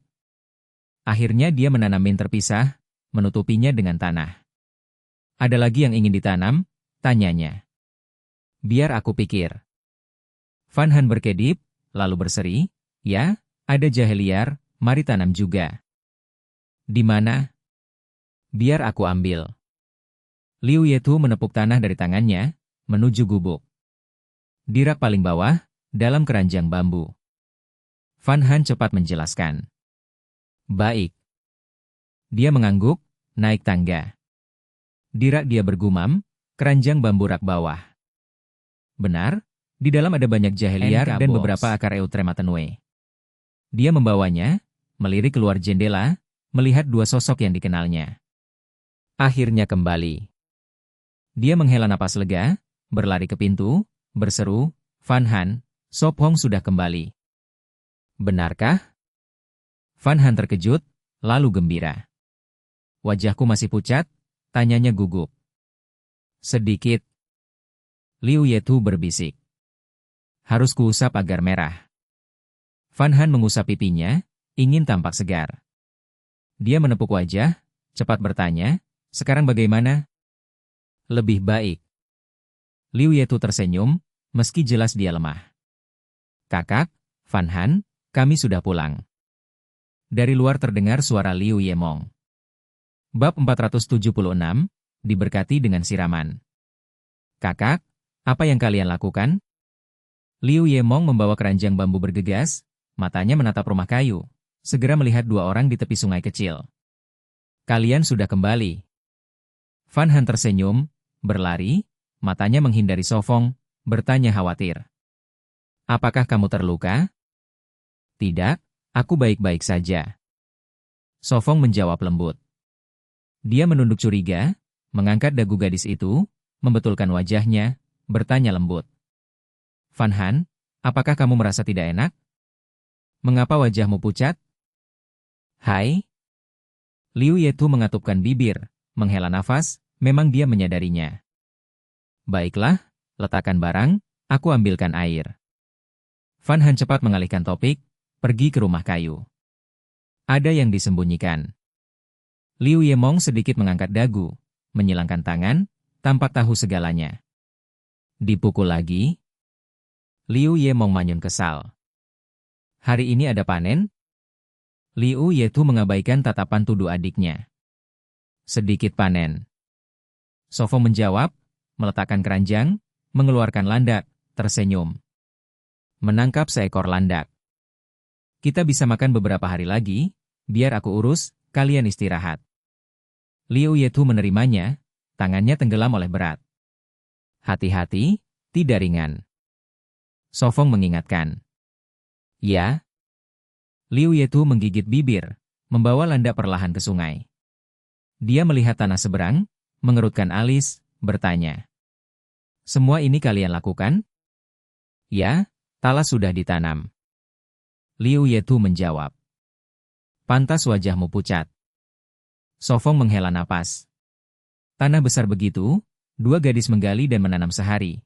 Bagaimana kuat, bagaimana wajah baik. Dia masuk rumah kayu, membuka pintu pelan, melihat gadis mengusap wajah di cermin. Berhenti mengusap, tidak akan membaik wajahmu. Sofong berkata serius. Tidak. Van Han cepat melepaskan, berbalik, menarik bajunya, tampak malu. Masih menyangkal, bibirmu pucat. Sofong mencubit pipinya, menghela napas. Lain kali, tahu batas, begini bisa sakit. Aku tahu. Van Han tersenyum, memegang tangannya, tahu dia tidak marah. Lepaskan pakaianmu. Sofong berkata lembut. Ah! Van Han terdiam, lalu wajahnya memerah. Kenapa aku harus melepas pakaian? Apa yang kamu pikirkan, hanya memijatmu, akan lebih baik. Sofong mengetuk dahinya. Katakan jelas. Van Han berbisik lega. Dia melihat kamera, mendorongnya, memerah, berbalik, melepas kain, tersisa pakaian tipis. Penonton langsung bereaksi. Menjijikan, alihkan kamera. Ini pertunjukan pribadi? Mau jadi akun rahasia? Ide kotor. Berbaringlah. Sofong berkata lembut. Baik. Gadis itu berbaring di ranjang, wajah tertutup kantong tidur. Ah! Van Han terengah, lalu menyembunyikan wajah malu. Jangan menahan, akan berbahaya. Sofong tersenyum, menekan jarinya di punggung. Van Han merintih samar. Lebih 10 menit, punggungnya merah, berkeringat. Di luar, Liu Yemong ragu. Mereka lama di dalam. Masuk? Liu Yemong, datang bantu. Liu Yetu memanggil di sungai. Datang? Liu Yemong menjawab, turun hati-hati. Setelah 10 menit, Sofong berhenti, berdiri, memakaikan pakaian. Bagaimana rasanya? Dia bertanya. Ringan, lebih nyaman. Van Han menjawab malu. Istirahatlah, aku siapkan makan malam. Sofong berkata lembut. Biar aku masak, aku sudah lebih baik. Van Han bersikeras, tidak mau dia masak. Kamu merasa sakit? Dia mengusap kepalanya. Tidak, jangan khawatir. Van Han tersenyum, berpakaian, turun membawa panci besi. Di sungai, dua saudari sibuk, landak sudah dibuka. Ah, seekor landak? Mata Van Han bersinar. Ya, Sofong menangkap. Liu Yemong tersenyum. Bagaimana tubuhmu? Liu Yetu bertanya pelan. Lebih baik. Van Han tersenyum seperti bunga, pipinya merah. Tidak ada, hanya pegal punggung. Van Han memerah menjelaskan. Liu Yemong, jangan banyak gosip. Liu Yetu melirik, ingin menutup mulutnya. Liu Yemong menjulurkan lidah, menunduk mengurus landak. Setelah setengah jam, di bawah kerja mereka, landak diproses, satu kaki belakang disiapkan untuk makan malam, sisanya diasinkan dan diasap. Dia menaruh kaki di api membakar bulu, menggunakan pisau untuk mengikis dan membersihkan bau terbakar. Bab 477, buat penyekat. Di dalam kabin kayu, Sop Hong dan yang lain duduk mengelilingi meja, di atasnya ada piring tanah liat berisi gulungan daging panggang dan irisan landak. Malam itu mereka makan daging panggang. Rasanya lumayan. Liu Ye mau mengunyah dengan puas. Lebih enak daripada babi. Liu Yetu mengangguk. Landa memang ada kata babi, tapi sebenarnya hewan pengerat, tidak terlalu berhubungan. Sop Hong menjelaskan. Dia menyipitkan mata dan mendesah. Enak sekali. Makanlah lebih banyak, tubuhmu masih lemah. Sop Hong memberi gadis yang 3 tahun tidak makan kenyang sepotong lagi. Tidak, kau juga makan. Van Han cepat melambaikan tangan. Ya. Sop Hong menunjuk ke mangkuk tanah liat di depannya, penuh dengan potongan yang tadi dia ambilkan, 7-8 semuanya. Saudari Liu melihat keduanya, tiba-tiba daging di mulut tidak lagi terasa enak. Setengah jam kemudian, mereka berempat menghabiskan landak, hanya tersisa mangkuk kosong di meja. Huhu. Liu Yetu berjongkok di tepi sungai, memakai sabun untuk mencuci piring. Hom! Dia merasakan tetesan dingin di leher. Tetes-tetes.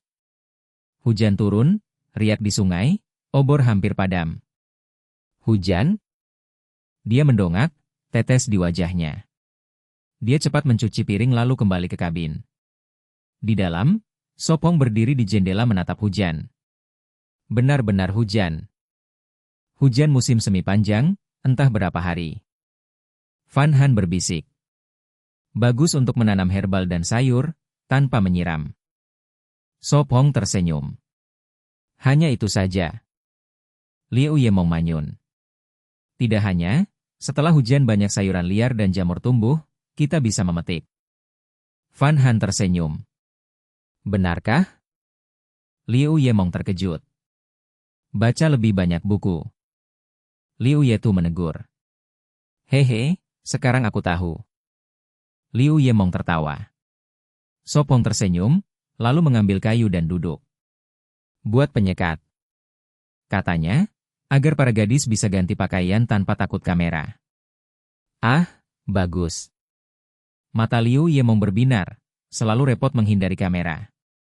Sopong memotong kayu panjang 1,78 meter, mengikat jadi papan dengan tali.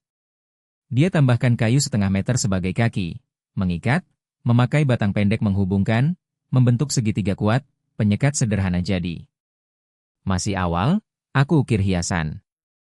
Dia ganti pisau militer, duduk depan penyekat, ukir hati-hati. Segera serpihan memenuhi tanah, bunga peoni muncul. Luar biasa. Liu Yetu memuji. Mata Van Han berkilau. Kalau seluruh penyekat penuh bunga pasti indah. Kalau kau mau, aku ukir semua. Sopong memanjakan, terus mengukir. Setelah lebih 10 menit, bunga lain muncul. Sopong, ukir krisan. Liu Yemong berharap. Mulut Liu Yetu berkedut. Tidak masalah. Sopong tersenyum, 20 menit kemudian krisan hidup jadi. Sekarang violet, lili, bunga pagi. Liu Yemong sebut bunga. Terlalu banyak, malam ini tidak selesai. Sopong tersenyum pahit. Kalau begitu besok. Liu Yemong kecewa. Sekarang cuci muka dan tidur.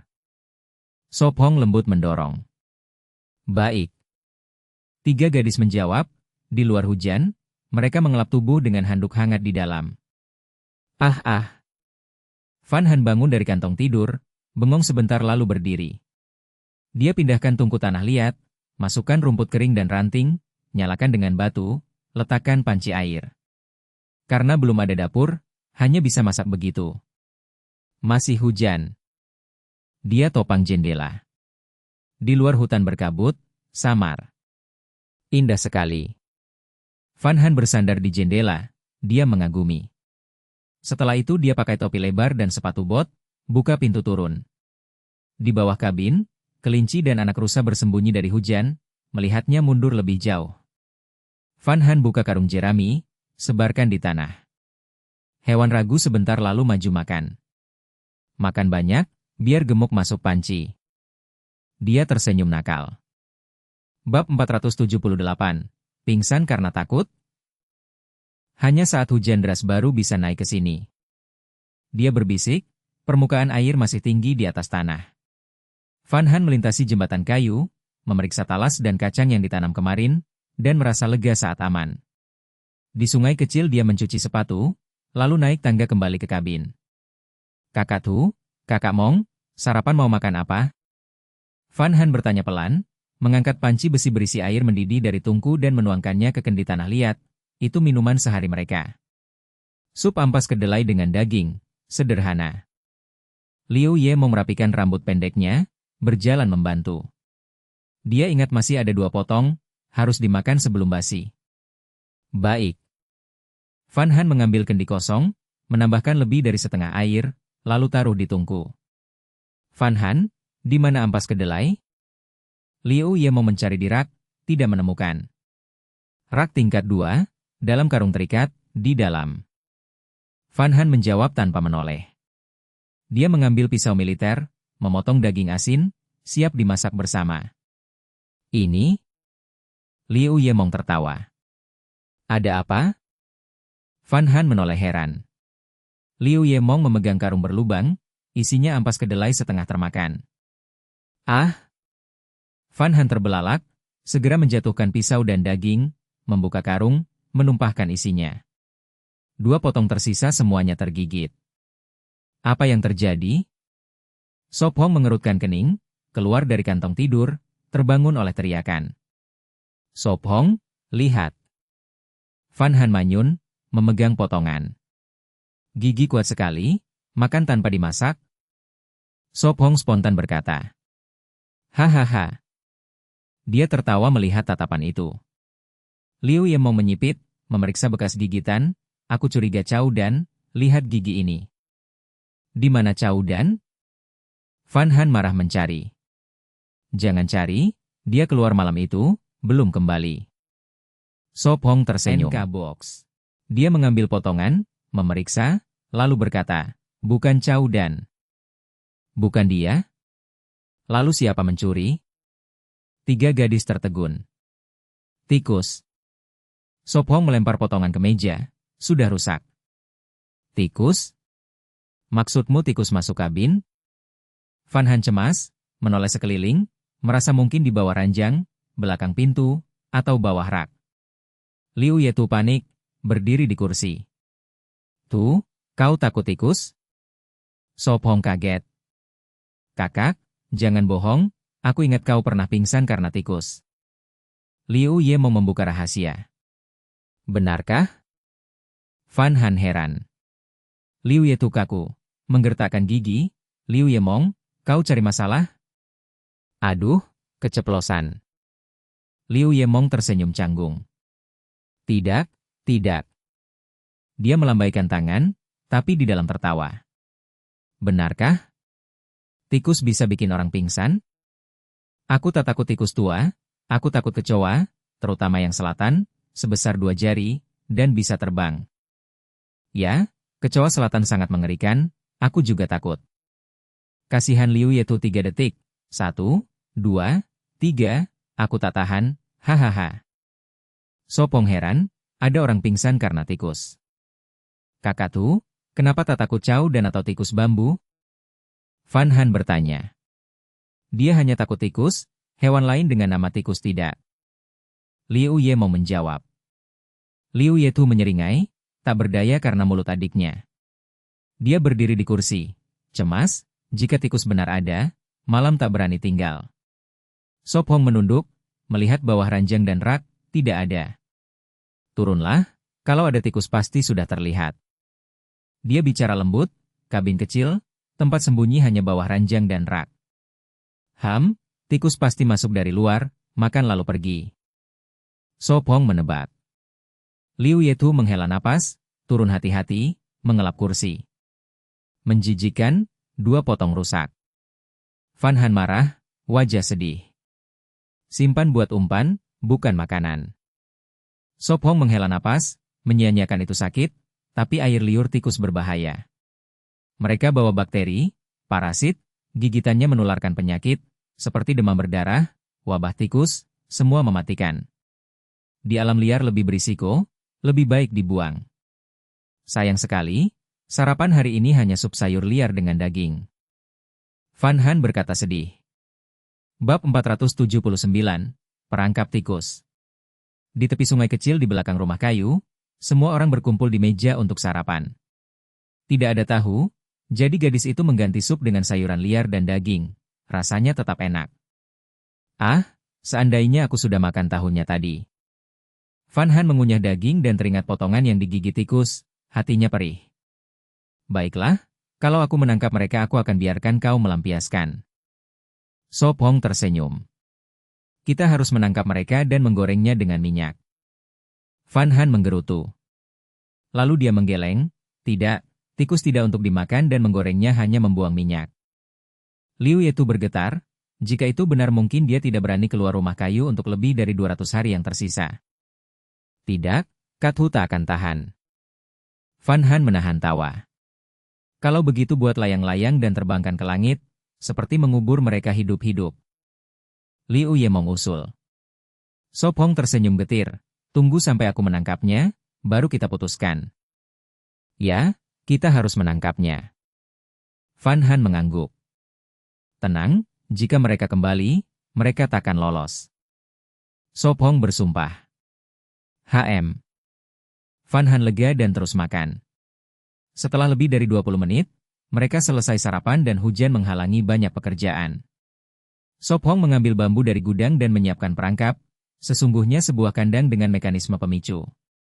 Ia mengingat rencana, membelah bambu menjadi papan dan menenun kandang. Setelah lebih dari setengah jam sebuah kandang jadi, mirip yang dipakai Go Udan dulu. Celahnya hanya selebar 1 jari.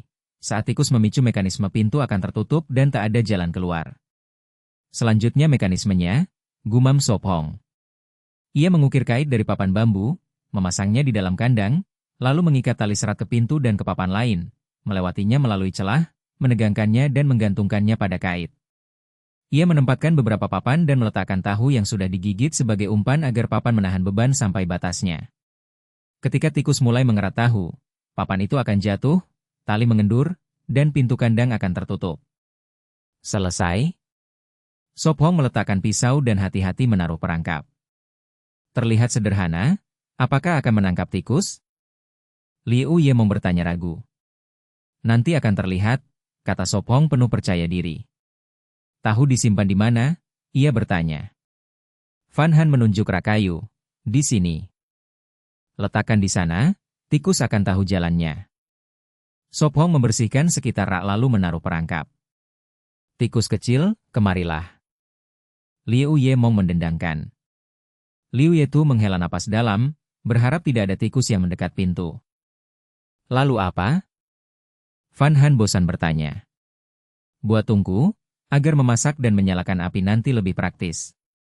Sop Hong berkata, mengumpulkan sisa bambu, mengenakan topi lebar, dan membawa keranjang untuk mengambil batu. Pakai sepatumu, ia mengingatkan. Baik. Fan Han memakai sepatu tahan air. Tuh, Yemong, buat sedikit adukan lumpur, nanti kita pakai. Sop Hong memerintahkan. Tidak masalah. Liu Yemong memberi tanda oke dan menyiapkan semen sisa, air, dan pasir. Sop Hong menyusuri sungai mengangkat batu dari dasar, lebih dari 20 menit kemudian keranjang penuh. Bagus. Fan Han terus mencari batu. Bolak-balik 3 atau 4 kali, setelah lebih dari 1 jam batu cukup untuk membangun tungku. Sop Hong, semen cukup? Liu Yemong bertanya. Cukup. Sop Hong mengangguk. Ia duduk di dekat lubang cerobong dan mengoleskan semen pada dinding kayu sebagai lapisan tahan api pertama, lalu mengoles lagi dan menumpuk batu sebagai lapisan kedua pelindung. Tungku kira-kira panjang 1 meter dan lebar serta tinggi sekitar 80 cm, dengan 2 mulut api, memadai untuk 4 orang. Yemong, bisakah kau gali sedikit tanah liat? Ia bertanya. Tidak masalah. Liu Yemong membawa sekop. Liu Yetu mengenakan jaket dan menyusul di bawah hujan. Sop Hong melanjutkan menyusun batu, tungku mulai terbentuk. Tak lama kemudian 2 saudari kembali dengan keranjang tanah liat. Cukup? Liu Yemong terengah. Cukup, bahkan sisa. Sop Hong tersenyum. Ia mengoleskan tanah liat di atas semen sebagai lapisan ketiga tahan api yang akan mengeras, dan setelah hampir 1,5 jam tungku selesai. 2 mulut api, kita bisa merebus sup di satu sisi dan menumis di sisi lain. Fan Han berkata gembira, memandangi tungku baru dengan senang. Bab 480, menjadi teman mahjong. Semen dan tanah liat di bawah hujan sulit cepat kering, jadi butuh waktu lebih lama. Baiklah. Fan Han tersenyum dan mengangguk, lalu bersama saudari Liu membersihkan batu, memindahkan semen dan tanah lengket ke rumah kayu, menaruhnya di gudang bawah. Lebih dari 10 menit kemudian, gubuk berantakan kembali rapi. Apa yang sedang dilakukan kakak Xing Yu dan kakak Wei Ding sekarang? Gumam Liu Yimeng di depan kamera. Mungkin mereka sedang melihat wajah besarmu. Liu Yiju melirik adiknya, melihatnya semakin dekat dengan lensa. Hehe, aku sangat merindukan mereka. Liu Yimeng berbalik, bernostalgia. Jika tidak ada perubahan, Dalam 264 hari kau akan bertemu mereka, kata Suo Feng pelan. Hari ini hari ke-101 di alam liar. Ia telah mendapat tanah permanen, yang dengan pengetahuan sistem bisa diubah menjadi perkebunan terbaik. Tentu saja, itu hanya mimpi jauh. Masih lebih dari 200 hari, semoga cepat berlalu. Liu Yimeng bersandar di meja kayu. Mungkin begitu, katanya lesu, hujan membuat malas. Bagaimana latihan bela dirimu? Tanya Suo Feng sambil tersenyum. Ah! Liu Yimeng duduk kikuk, pandangannya kosong, sudah berhari-hari tidak berlatih. Bagaimana dengan panahan? Tanya Suo Feng lagi. Benarkah? Suo Feng mengernyit dan bertanya lagi. Aku akan berlatih sekarang. Matanya yang hitam berkilau penuh tekad, ia berdiri, mengambil busur dari tiang, mulai menarik perlahan. Suo Feng melirik, tersenyum diam-diam, menganggap kebiasaan ini buruk, selalu butuh dorongan. Ia mengambil pisau dan melanjutkan mengukir bunga di layar. Waktu berlalu, saat senja hujan masih turun. Fan Han berdiri di jendela, khawatir. Suo Feng, dengan hujan ini, bisakah terjadi banjir bandang? Hujan musim semi-ringan, mengalir ke laut sebelum jadi banjir. Hanya setelah berhari-hari hujan deras atau salju mencair cepat bisa terjadi banjir. Kalau begitu bagus. Fan Han lega, berbalik menyiapkan makan malam. Setengah jam kemudian, mereka berempat makan malam di meja kayu, para gadis melirik perangkap tikus. Jangan khawatir, kita di dalam, tikus tidak akan datang, kata Suo Feng lembut. Baiklah. Fan Han menghela napas, terus makan daging, mengingat tikus menyebalkan. Setengah jam lagi berlalu, selesai makan, mereka bermain catur Cina. Melawan Suo Feng selalu kalah. Liu Yimeng memutar matanya yang hitam, tersenyum. Suo Feng, mari main mahjong, aku ajari. Mahjong? Seru? Suo Feng penasaran, tahu permainan itu tapi belum pernah main. Tentu saja seru, kita berempat pas satu meja. Liu Yimeng tersenyum, ia sering main mahjong di ponsel dan cukup ahli. Seru sekali, tanya Fan Han heran, teringat ibu kos bermain. 2 putaran saja kau akan tahu. Liu Yimeng menepuk bahu gadis itu. Membuat set mudah, tapi sekarang hanya dengan ubin bambu, kata Suo Feng. Ia bangkit, memotong bambu jadi bagian pendek, lalu jadi ubin selebar 3 jari dan tinggi 7-8 cm. Karena bulat, ubin tetap melengkung tapi bisa berdiri di meja. Berapa ubin mahjong? Tanya Suo Feng. Kita main versi utara, 136 ubin, jawab Liu Yimeng. Ada utara dan selatan? Tanya Fan Han terkejut. Mahjong berasal dari negeri kuliner, diciptakan kuno sebagai hiburan, di selatan disebut burung pipit. Biasanya ubin dibuat dari plastik, bambu, tulang, atau batu. Banyak sekali detail. Mata indah Fan Han semakin tertarik. Hehe, dan mahjong sudah jadi olahraga pikiran dunia, kata Liu Yimeng tersenyum. Kalau begitu patut dicoba, seru Fan Han. Fan Han, tulis ubin angin dan panah, timur, selatan, barat, utara. Liu Yimeng membagi tugas. Satu set lengkap 144 ubin, termasuk karakter, bunga, dan angka. Ubin bunga hanya di selatan, 8 total, plum, anggrek, bambu, krisan, musim semi, panas, gugur, dingin. Ubin karakter termasuk angin dan panah, angin timur, selatan, barat, utara, 4 masing-masing, 16 total, panah merah, hijau, putih, 4 masing-masing, 12 total. Angkawan dari 1 sampai 9, 4 masing-masing, 3. 36 total, dan tabung dari 1 sampai 9, 4 masing-masing, 36 total, disebut kue. Baik. Fan Han menulis dengan semangat. Kakak, kau tulis ubin Wan, sisanya aku, kata Liu Yimeng. Baik. Liu Yiju mengangguk, merasa mahjong hiburan bagus di hari hujan.